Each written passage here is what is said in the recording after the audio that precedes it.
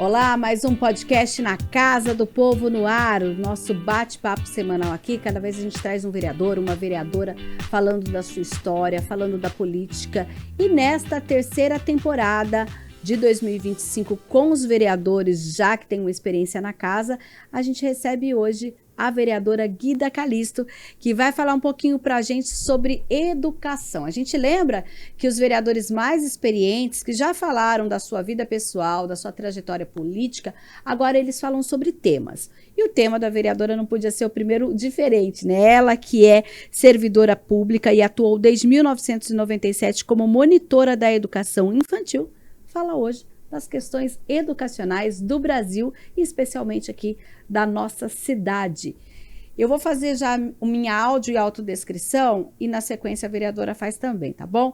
Eu sou Mirna Abreu, sou mulher negra de pele clara, tenho os cabelos cacheados na altura dos ombros com bastante mechas loiras. Hoje eu estou com uma blusa que ela tem um mesclado de vermelho, preto e branco com umas flores e folhas. Ao meu fundo nós temos aqui o estúdio na Casa do Povo. Olha, ele é todo em preto com uma TV azul, a tela da TV em azul e branco, aqui escrito na Casa do Povo.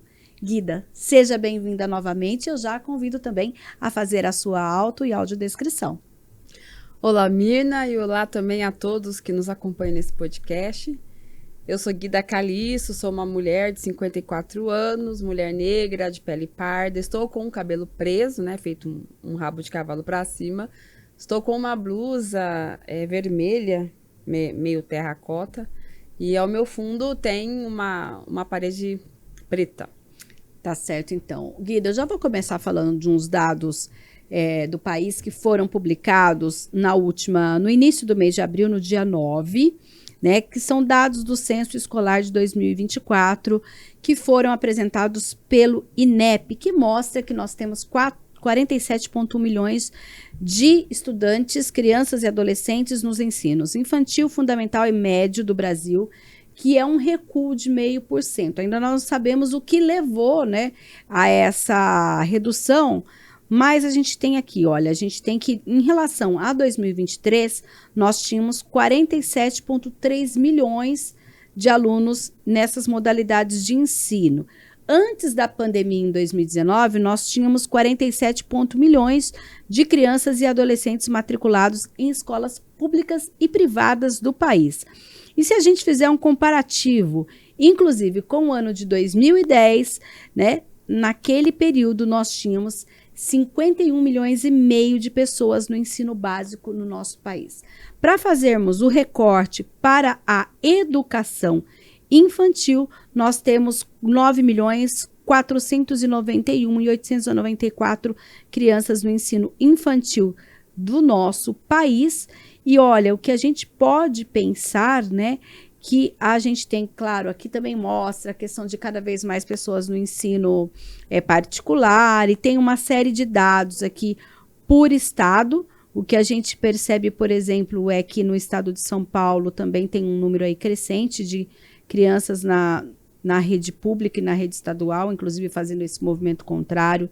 Tivemos o aumento do número de professores, mas diante de tudo isso, eu queria que você falasse um pouquinho, né?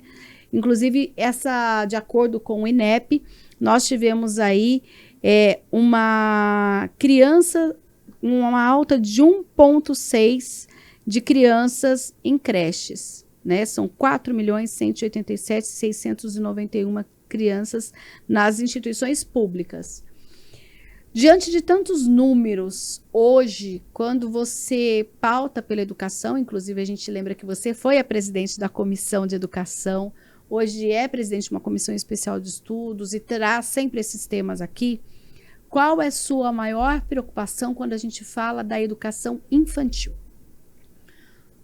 Bom, esses dados são dados importantes e dados que nos levam a refletir, de fato, o que está acontecendo, né? Por exemplo, antes da pandemia, a gente tinha um número muito maior de crianças matriculadas.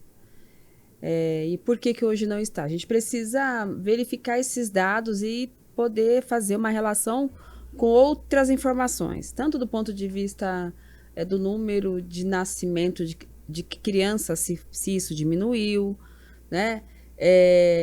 teve também nesse último período, agora meio que a gente não escuta mais, mas teve no último período até 2022, nós tínhamos um movimento muito forte. Eu falo 22 porque foi quando mudou o governo, né? Sim. O governo federal.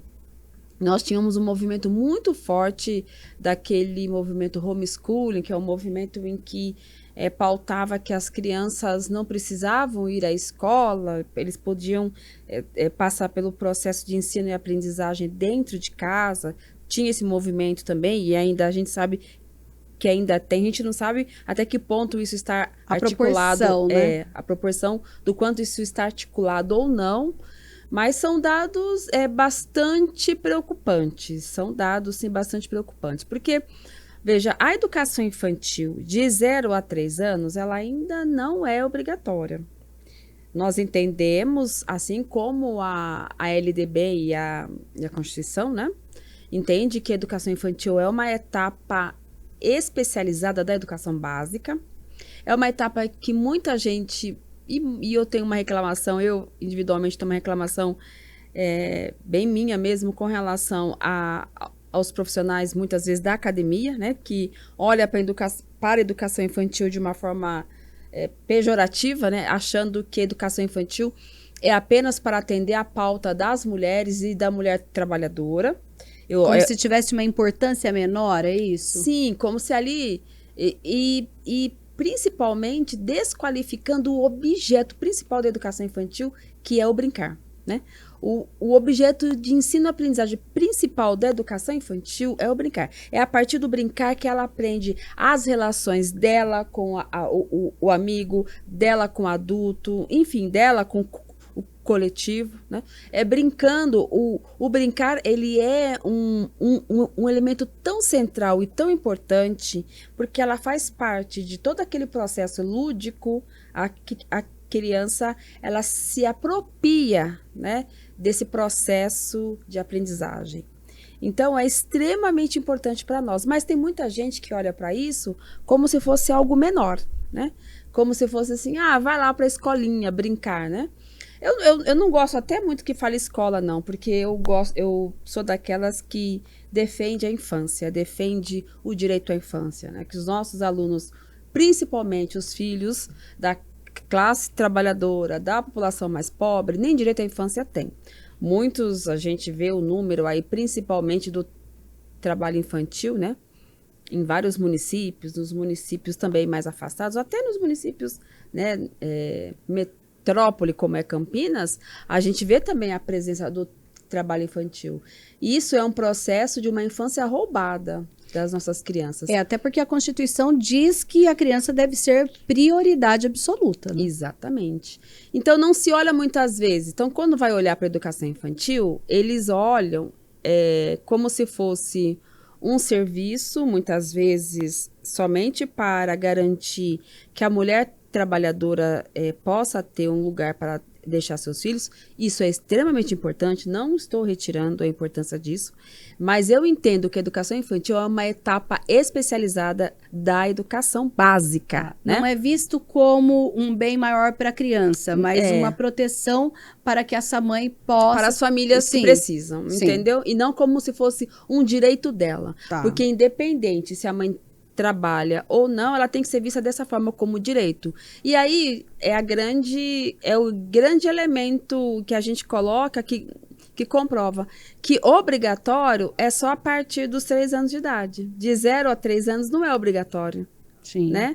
Então, isso, por aí você já vê, né, o quanto se tem esse olhar, né, de não priorizar a educação infantil e não dar o devido mérito a essa importante etapa da educação. Então, sim, por aí a gente já vê. A outra questão, Mirna, que a gente vê também é o seguinte: na educação, né, nos espaços educacionais, na universidade, na academia, eu sempre brinco, dos meus 27 anos de monitora, não tem formação acadêmica que dê conta da capacitação de profissionais de 0 a 3 anos, como é o nosso caso das monitoras e hoje em Campinas, agentes de educação infantil. Por quê? Não tem. Porque não tem formação, assim, não tem.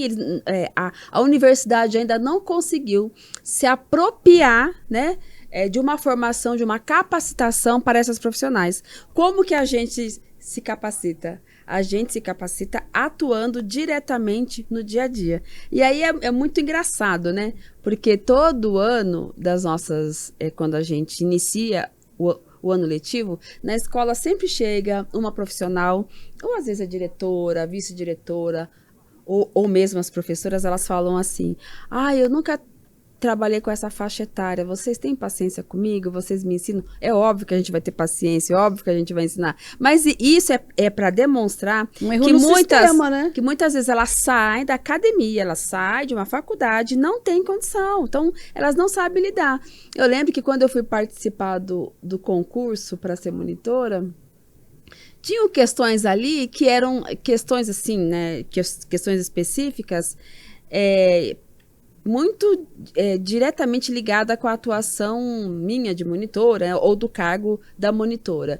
Aquele concurso foi feito e realizado com a participação das monitoras que já atuavam nas creches.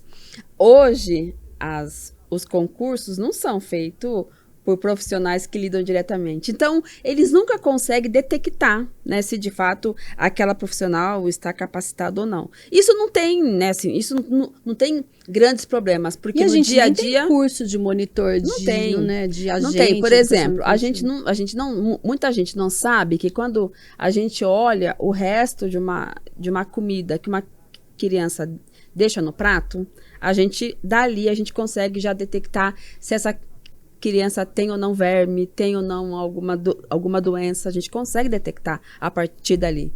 Sim. Mas como? É a experiência que traz isso? Como que é essa questão? Pois é.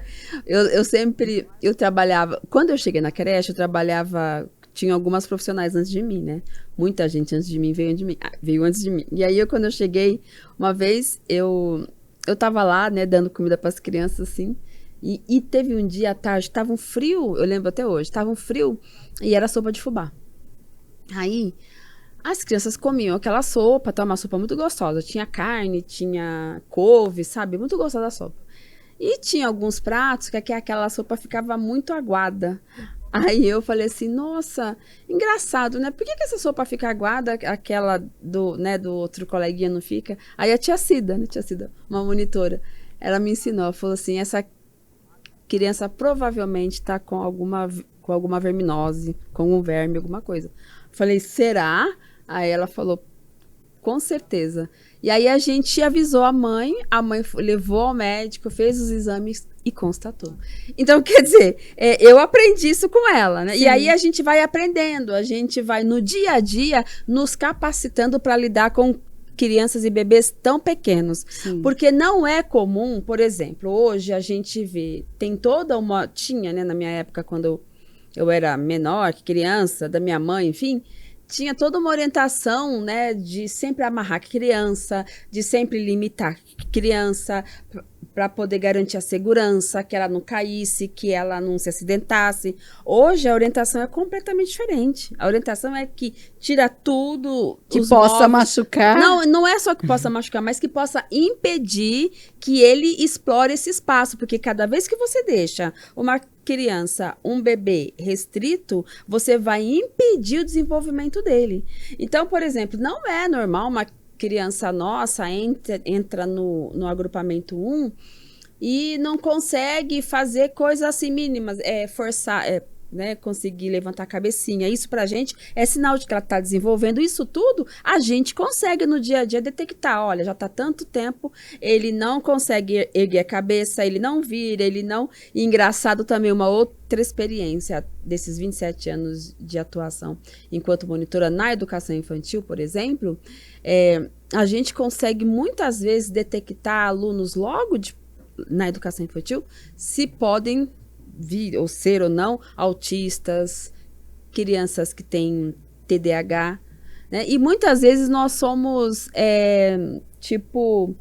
eu não vou dizer negligenciadas, mas a gente é desqualificada, né? Falar, não, vocês estão com coisa na cabeça, mas geralmente... Mas aí o que é a indicação? Fala com a coordenadora pedagógica, fala com a família, como que é isso? Não, a gente primeiro fala na equipe, né? Tá. Jamais a gente vai falar isso de primeira mão com a família. A gente pode até sondar e perguntar, olha, como é que é o fulano em casa?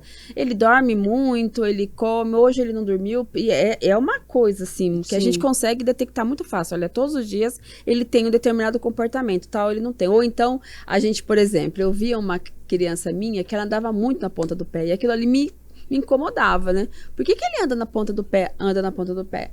E aí a gente começou a investigar, e a gente veio descobrir, depois, futuramente, que poderia ser um dos sintomas de quem tem autismo, inclusive. Sim. Que é praticamente, a gente sabe que tem toda aí uma luta em relação ao autismo, mas é praticamente algo novo na educação, não é? Sim.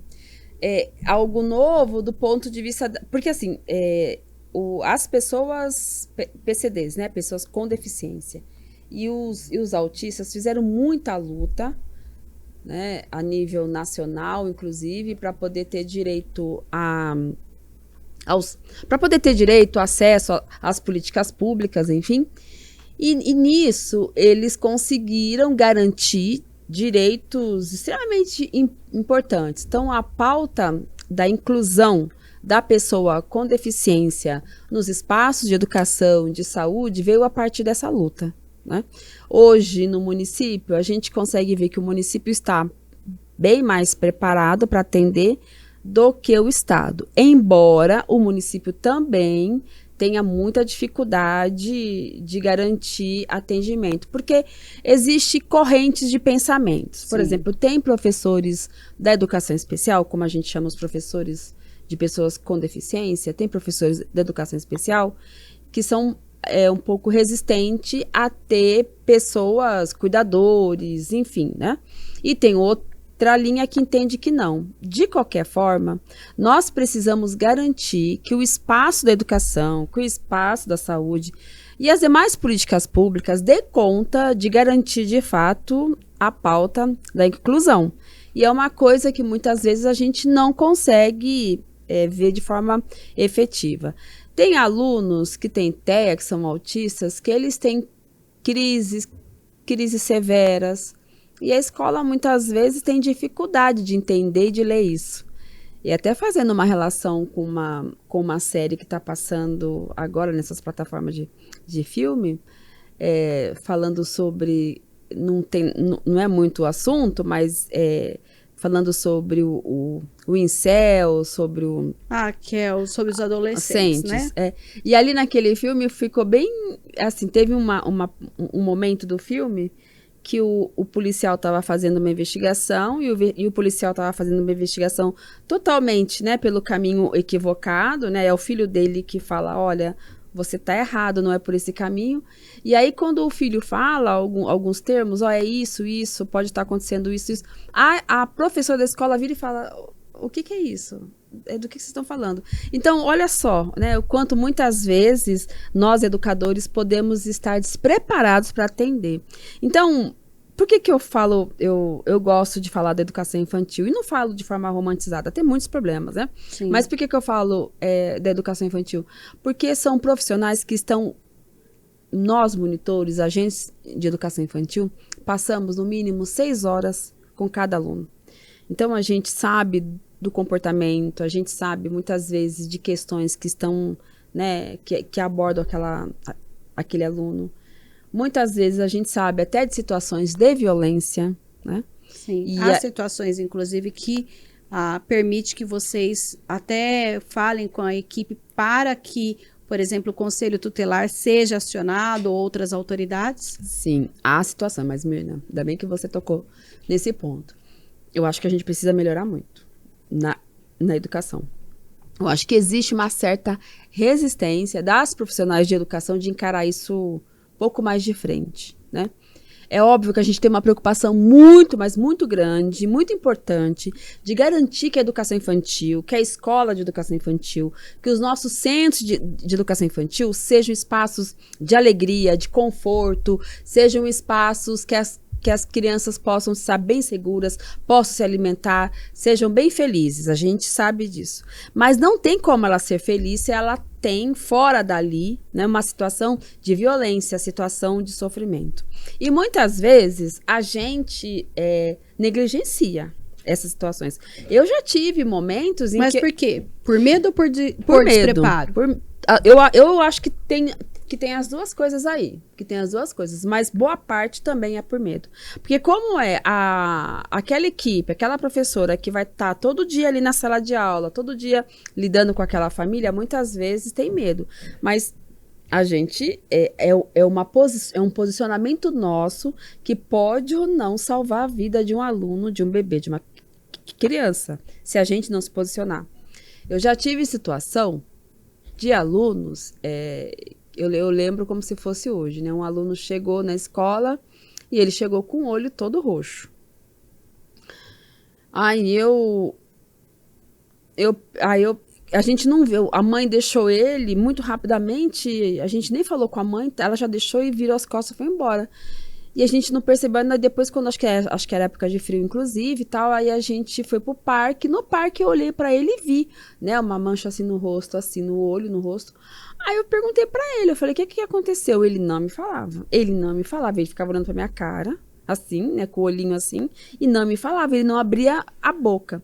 Aí eu peguei, e a gente já sabia que tinha uma situação, porque aquele aluno, ele era muito agressivo. Tá. Ele batia em todo mundo, ele qualquer conflito, ele batia.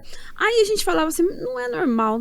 E de repente ele aparece com essa marca. Aquilo ali me revoltou tanto, que eu lembro que eu falei pra minha orientadora, eu liguei para ela na hora, eu falei assim, olha, se você não tomar nenhuma medida, eu vou na polícia fazer boletim de ocorrência. Porque a gente precisa romper, porque ele já vinha de uma situação de sofrimento, de violência. Tanto é que ele só se relacionava dessa forma, violentando, batendo, brigando, né? A gente estava sempre conversando com a família, era um problema. De repente ele vem e fala, tá aí, né? Tá aí a questão. Então, muitas vezes, eu sei que não é fácil, né? Lógico que não é. A gente que está ali todo dia, ali na escola, no dia a dia, as famílias sabem, e muitas vezes nós moramos perto do nosso trabalho.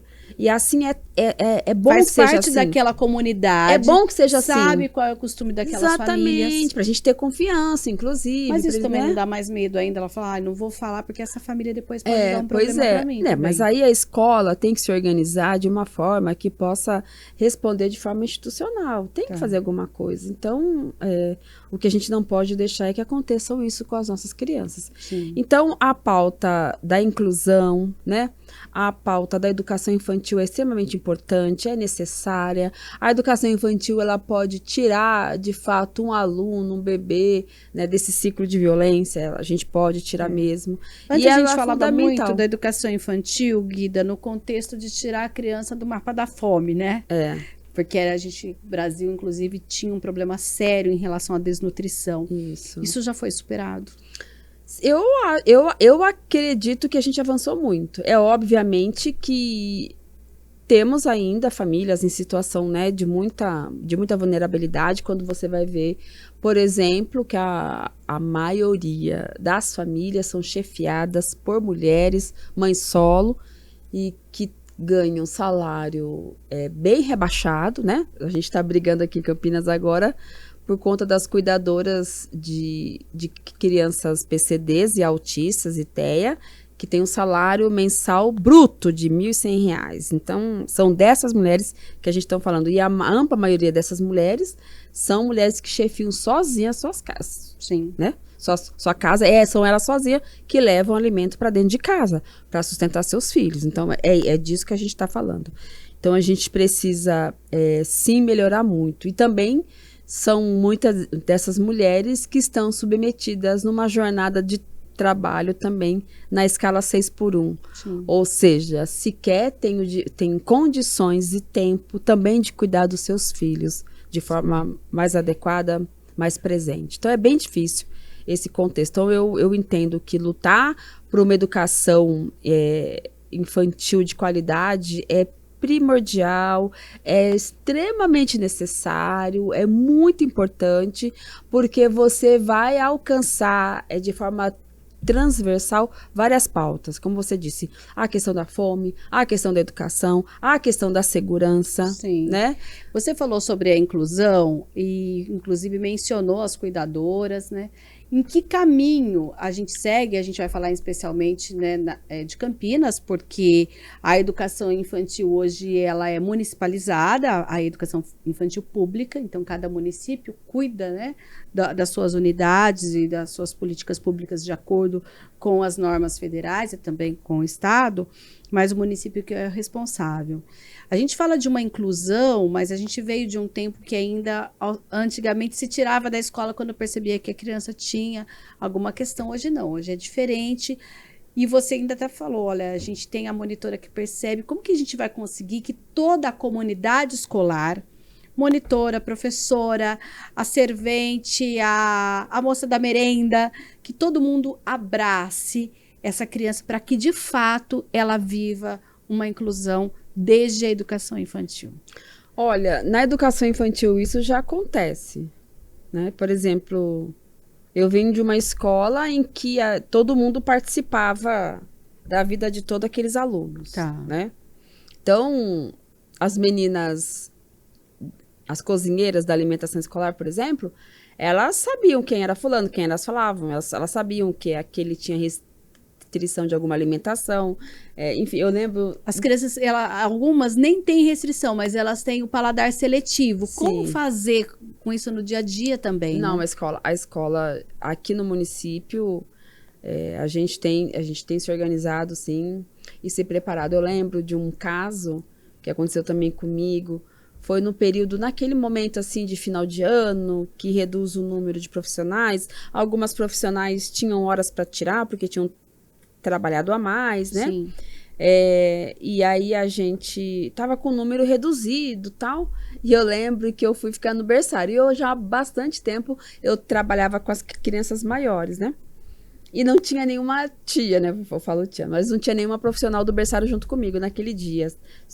Tinha eu mais duas. As outras companheiras estavam com as outras crianças assim, e tinha uma bebê lá. E aí o café da tarde foi para todo mundo. Logicamente que a bebê tinha que tomar mamadeira, né? Foi para as crianças, o café da tarde era canjica.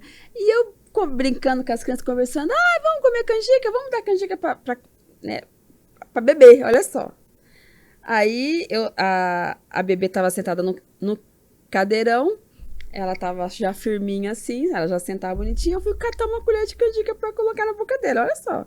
Na hora, a cozinheira que estava lá gritou comigo, Guida, ela é bebê! Aí eu parei, olhei assim e falei... Então, quer dizer, todo mundo participa, entendeu? Principalmente dos momentos de refeição, todo mundo participa, né? Eu já tive vários alunos autistas em que a gente tinha muita dificuldade da alimentação, porque eles são muito seletivos, eles são muito resistentes, e a gente acaba se organizando de alguma forma para fazer com que ele se alimente em algum momento, de alguma forma. Não ele vai ter que se alimentar. Sem se alimentar na escola. Não, de jeito nenhum. Não podemos aceitar, porque isso ele pode desenvolver doenças, enfim, pode ficar desnutrido e não pode, né? Sim. A escola está sempre disposta a criar condições para acolher diante dessas necessidades. Então, não dá para falar assim, todo mundo é igual. Não é todo mundo é igual. Cada criança, cada aluno tem determinadas necessidades que a escola, principalmente pela escola daqui que eu conheço, do município, nós fazemos de tudo para poder atender com qualidade e atender diante dessas necessidades individuais. Ainda na educação infantil, a gente sabe que você tem uma bandeira de combate ao racismo. Como que você vê isso na educação infantil, já que a gente vem de uma questão, inclusive tem algumas peças publicitárias que mostram que as crianças menores, elas não têm preconceito, que aquilo vai sendo enraizado na vida dela ao longo desse crescimento, sim, né? Como que você vê isso? Olha, eu acho que essa é uma pauta que a gente ainda precisa avançar bastante, né? A gente precisa ter... nós precisamos ter protocolos. Veja, a educação infantil...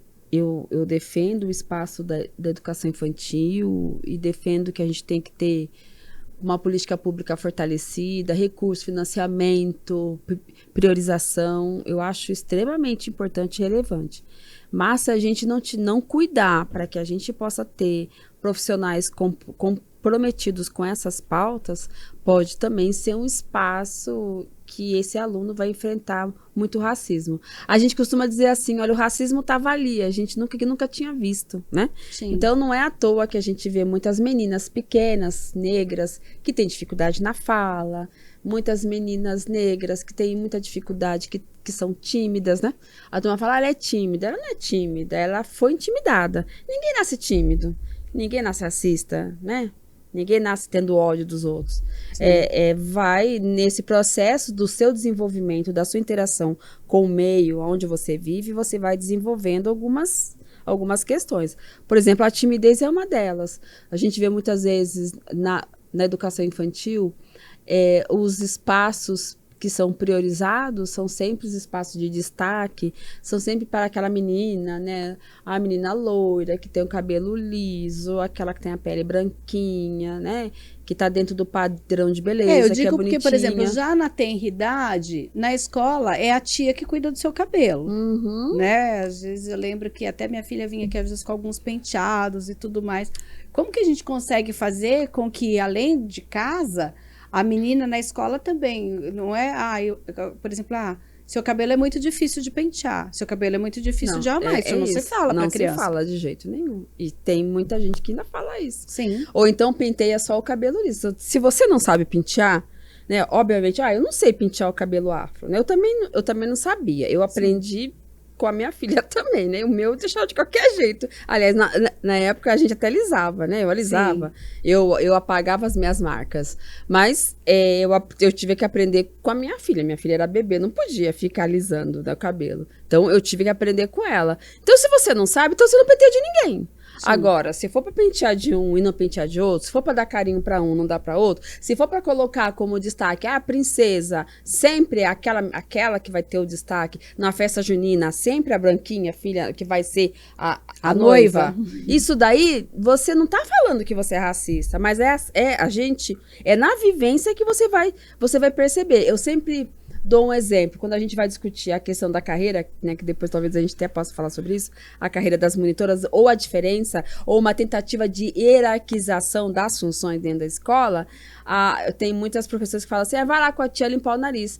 Por que uma professora não pode limpar o nariz? Então, é nesse movimento, nesses atos, nessas ações, que a criança vai vendo, vai tendo noção de hierarquia, aquela ali manda, aquela ali tem que obedecer, aquela ali manda, aquela ali executa, né? Essa daqui é bonita, aquela lá é feia, né? A fulano... Então, assim, ninguém nasce, mas se na educação infantil, se tem um espaço desse, que não tem esse cuidado, né, de garantir, de valorizar a beleza de todo mundo, de sentir todo mundo representado.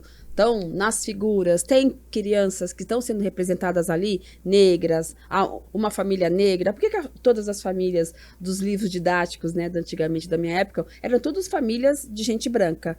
Parecia que a minha família não era uma família, né? Não era digna de ser chamada de família. Sim. Então, isso... Você não está falando, mas nós estamos vendo e nós estamos sentindo. Ou seja, eu sou inferior. E eu sou uma menina negra, então eu sou inferior. Porque quem é superior aqui é a menina branca, que tem cabelo liso, ela que é escolhida para sempre para os papéis principais, melhores da escola. E tem muita gente que fala assim, isso daí é conversa fiada. É conversa fiada porque nunca sentiu isso na pele, né?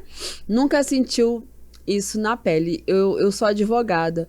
E diversas vezes, Mirna, eu vou Agora não, que o pessoal já acostumou comigo, mas antes eu ia no fórum e eu estava lá como advogada e o meu cliente era um homem branco e ele estava ali me acompanhando. Os seguranças, que são negros também, mas eles aprenderam dessa forma, entendeu? Eles viam, revistavam a minha bolsa, achando que eu era cliente e ele era advogado, né? E aí, quantas vezes aí eles pediam o meu documento, eu mostrava, aí eles pediam desculpa, eu falei assim... Falei, não, eu espero só que você reviste ele também, né? Já que me revistou, espero que faça a revista nele também. É isso. Então, eu vou falar que essas pessoas são racistas? Não são, mas elas aprenderam na vida delas que uma pessoa do meu biotipo, uma mulher negra, jamais pode ser uma advogada, né? Sim. Jamais pode ocupar determinados espaços. Quem pode ocupar esses determinados espaços são pessoas de pele branca, né? É um outro biotipo que não o meu. Então, isso pode ser ensinado, inclusive, na educação infantil. Por isso que a gente tem que tomar muito cuidado com o que a gente faz, né? Sim. Numa sala de aula. Porque isso você pode trazer consequências seríssimas para a vida de um aluno, né?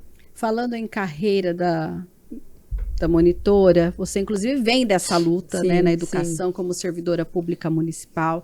A gente lembra que em várias ocasiões, ainda quando você nem era vereadora, a gente tinha várias monitoras vinham aqui em protesto, você participava de alguns deles, né? Sim. Hoje, qual é a questão dessa relação e dessa carreira da monitora, desse reconhecimento e dessa qualificação dessa profissional? Primeiro é que eu acho isso, que eu acho que tem um olhar hierarquizado para a educação infantil. Olho para a educação infantil como se fosse uma educação menor, né? Tipo, é um depósito de criança, é um lugar para guardar as crianças. Não valorizam a educação infantil como se deveria, como uma etapa especializada da educação básica. Eu já parto por aí. E por que eu penso dessa forma? Porque os municípios, as administrações, boa parte das secretarias municipais de todo o Brasil descumprem a LDB. Porque a educação infantil, os profissionais da educação infantil, eles estão cumprindo uma atividade fim. Então, não tem como você retirar o monitor ou agente de educação infantil da sala de aula. Então, e por que eu falo isso? E eu tô falando dos dois cargos, tá? Eu falo monitor porque até 2007 era monitor. Depois de 2007 mudou para agente de educação infantil, né? Então, mudou o nome do cargo. Mas a função é a mesma. Mas a função é a mesma. Eu vou usar, então, o agente, que é o atual. Tá. O agente de educação infantil ele não pode estar fora da sala de aula, porque não tem como uma professora sozinha atender uma sala com 24 bebês ou 28, que é no agrupamento 2, né? Que tem que ter no mínimo 28 alunos. Não tem como uma professora sozinha atender. Eu lembro que, inclusive, uma vez, na época, os agentes vieram aqui e estavam com um problema sério, porque a gente tem um problema nos dois lados, né? Por exemplo, a justiça dá algumas liminares que aquela escola de educação infantil precisa dar uma vaga para as crianças e tudo mais. Só que com isso, as agentes estavam, inclusive os agentes falavam o seguinte: ok, só que onde a gente vai colocar essas crianças? A gente não tem mais onde colocar essas crianças naquela ocasião. Sim. Hoje isso está superado. Não. Bom, diz que vai estar por conta dessas naves mães, Espaço do Amanhã, né? Que teve inauguração. Mas pega essa criança de 0 a 3 anos também? Pega Tá. sim, pega sim. Mas até porque de 0 a 3 é o lugar que tem que ter as agentes de educação infantil, né? Tá. De 3 anos para cima já é período parcial e aí só tem a professora. E aí o que o município faz? O município pega e ele reveste somente um profissional de todos os direitos que diz a Constituição Federal e a LDB. Então, vamos lá, educação infantil, a função do agente e do professor é estar dentro da sala de aula, dando todo o suporte e atendendo esse aluno. Quando você vai olhar hoje para as funções de um monitor, de um agente, né? No caso, ele tem as resoluções, ele tem que participar de todo o projeto, da discussão do projeto político-pedagógico da escola. Ele tem que planejar, ele tem que avaliar, ele tem que acompanhar, né? Ele tem que participar das reuniões de planejamento, das reuniões de tomadas de decisões. Então, assim, ele acaba... Tem questões diferentes do professor? Tem, mas porque a própria grade de horário do professor a coloca assim. Então, por exemplo, lançar dados no sistema, né? Falta, ausência, aconteceu alguma coisa, isso é o professor que faz. Ou a preparação de aula, mas o resto, e até porque não só a preparação de aula, porque também tem os espaços de formação, né? O HFAM nosso, que é semanal. Então, o que a prefeitura faz? A prefeitura de Campinas e outras prefeituras, ela vai, precariza as demais funções, os demais cargos, ela precariza e reveste de direito somente um. Só que não tem como esse um atender sozinho. Se tiver uma paralisação dessas profissionais, não precisa nem ter paralisação, minto. Muitos querem dizer que o cargo de agente é apoio. Se essas profissionais falarem o seguinte, tá bom, eu sou apoio, então eu vou ficar no corredor aqui, quando tiver que trocar um bebê, você me chama. Quando que fora do almoço, você me chama. Porque apoio é isso, né? Então, dá um banho, o profissional, esse tipo de coisa. o profissional de apoio é extremamente importante, mas veja, ele atua só em determinados momentos, né? De forma, em determinadas situações. Eu vou dar um exemplo. O servente, o pessoal da limpeza, ele limpa a sala antes de começar a aula. Ou então, durante ali acontece alguma coisa, você é chamado, aconteceu algum acidente aqui, ele vai lá e limpa. Sim. Então, ele não precisa ficar direto dentro da sala de aula. Ele é apoio. Ele é apoio. Tá. Profissional da cozinha, mesma coisa. Tá lá na cozinha fazendo a alimentação. Fez a alimentação, preparou, serviu a alimentação, acabou. Então, ele é apoio. Sem eles, a gente também não consegue, né, ministrar uma boa aula, garantir um bom atendimento, obviamente. Mas eles são apoio. Só que a gente não. A gente tem que estar o tempo inteiro ali dentro, lidando diretamente. A atividade fim da educação não é atender o aluno, a gente cumpre essa atividade fim. A gente não é atividade meio, a gente é atividade fim. Se a gente não está lá na sala de aula, não tem como ter educação infantil de 0 a 3 anos. Não tem como ter. Então, isso que acontece. As prefeituras revestem de direito um profissional, que é o professor, e as demais profissionais, ela precariza. E no Brasil, o MEC fez uma investigação, uma consulta, tem mais de 50 nomenclaturas para esse cargo. Tem babá, tem recreacionista. Mas não tem uma lei federal única? Assim, agora nós estamos conseguindo, né, diante de muita organização nacional, tem um movimento que chama Movimento Somos Todas Professoras, é um movimento que pauta pela luta, valorização dessas profissionais na educação infantil a nível nacional. Nós temos, sim, essa função docente.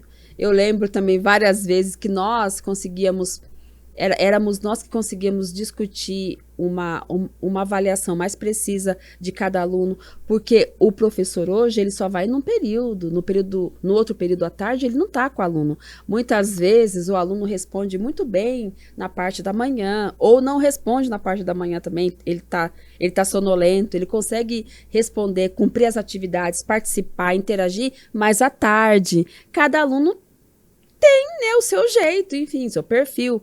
E aí, esse professor muitas vezes não consegue captar, né? E para poder falar isso para um pai, você vai falar para o pai assim, ai, pai, seu filho só dorme de manhã. O pai vai ficar, mas como assim? Em casa ele brinca, tá acontecendo alguma coisa, né? Sim. Então, quem consegue fazer isso é o profissional que fica à tarde, que acompanha esse aluno. Não, à tarde ele é diferente. Aí a gente vai ver, não, então é o perfil dele, vai ver que ele dorme muito tarde. Ou tem que fazer outro tipo de atividade para estimular. Enfim, exatamente. Isso tudo faz parte de uma discussão, de planejamento, de uma avaliação, que você começa a detectar e viabilizar um ambiente inclusivo, um ambiente educacional que possa dar resposta positiva, enfim. Então, como que você vai tirar esse profissional de dentro da sala de aula? Não tem como. Não existe a menor possibilidade. Não existe na educação infantil. Mas aí, né, as gestões centrais continuam batendo o pé e não querendo reconhecer isso. Essa é a nossa valorização e essa importância desse profissional. Por quê? Porque tem um olhar pejorativa para a educação pública, para a educação infantil, né? Tem um olhar que desqualifica a necessidade dessa etapa especializada da educação básica. Sim. Por isso que isso faz parte de uma luta nossa, nacional, de valorização desses profissionais. Passa também por valorizar a carreira das agentes de educação infantil. E você acredita que logo a gente tem essa questão definida por uma diretriz nacional? Como que está esse... Mirna, eu não sei se logo a gente vai ter, mas eu acredito sim que a gente vai avançar. Existem já leis federais, né? Existe a deputada Luciene Cavalcante, que faz, né, bastante luta com relação a isso. Ela já apresentou um projeto de lei que já passou na Câmara Federal, me parece que agora está no Senado, essa discussão do reconhecimento, né, da docência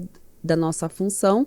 E eu acredito, Mirna, porque quando eu entrei na prefeitura, eu trabalhava 40 horas semanais. 40 horas semanais. Entrei, 5 meses, fizemos luta, o pessoal já vinha fazendo luta há muito tempo, eu entrei em 97, na greve de 98 se reduziu para 36 horas semanais, né? Certo. Continuamos em movimento, em luta, e hoje as monitoras agentes cumprem a jornada de 32 horas semanais. Que é a mesma de professor? Não, a de professor acaba sendo 20, 24, 20, tem algumas jornadas, né? Tá. Na educação infantil, eu acho que deve ser 20 ou 30 horas. Tá. Então, eu venho, as minhas companheiras monitoras que vieram antes de mim, elas trabalhavam no sábado, fizeram luta e retiraram o sábado, conseguiram retirar o sábado, e hoje elas trabalham de segunda a sexta. Elas faziam determinadas funções que hoje a gente, com muita luta, conseguimos reorganizar e atender com qualidade também as nossas crianças. Então, eu acredito na luta. Não sei se vai ser pouco tempo. Eu gostaria que fosse logo, eu gostaria, né, de participar logo desse processo. Mas eu tenho muita confiança que a gente só vai conquistar essa mudança se a gente continuar. Nessa nossa organização. É óbvio que a luta, ela é viva, né? Então, ela vai, ela recua, ela avança, ela recua, mas a gente não pode jamais deixar de fazer, abandonar, né? Tem um ditado que fala que a luta que se perde é aquela que a gente não faz, né? Sim. Então, a gente vai continuar aí lutando pela carreira das monitoras e agentes de educação infantil. Guida, olha, o nosso tempo já estourou aqui, o pessoal já me avisou. Muito obrigada. Em breve você volta. A gente tem tanta coisa, a vereadora trabalha em tantas vertentes, e aí a gente já puxa um próximo tema para a sua próxima participação, combinado? Combinado, eu que agradeço mais uma vez a oportunidade de falar aqui com vocês. Realmente, eu falo muito, gente, desculpa, mas a gente começa e não para mais, né? Mas o tempo passou rapidinho, e eu agradeço, viu, o espaço, porque é importante espaço, até de formação mesmo, né? Sim. Eu acho bastante importante. Obrigada, viu? Ah, por nada, até mais, hein? Olha, e você pode acompanhar o Na Casa do Povo lá na playlist do youtube.com/TV Câmara Campinas. Nós temos várias participações de outros parlamentares e da própria Guida, né? Assiste aí a temporada 1 da participação dela, a 2, né? E sempre que puder, aí compartilhe também o nosso YouTube aí para sua rede de contatos. O Na Casa do Povo fica por aqui. Até um próximo podcast.